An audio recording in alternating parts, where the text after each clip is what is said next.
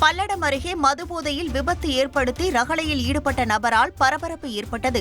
திருப்பூர் மாவட்டம் பல்லடம் அருகே நொச்சிப்பாளையம் பிரிவு சாலையில் வேகமாக வந்த கார் எதிரே வந்த மற்றொரு கார் மீது மோதி விபத்து ஏற்படுத்தியது.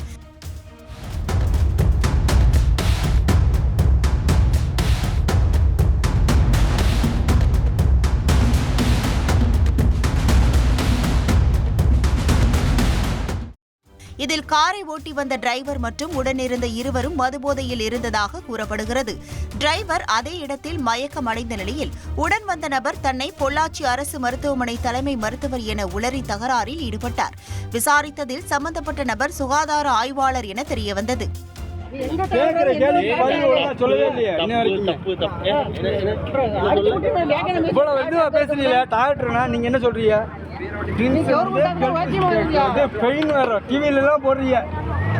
ஆமா நீங்க போட்டு நீங்களே எப்படி வந்தீங்க அப்புறம் நாங்க என்ன பண்ணுவோம்? தமிழ்நாடு திருத்தது யாருக்கு?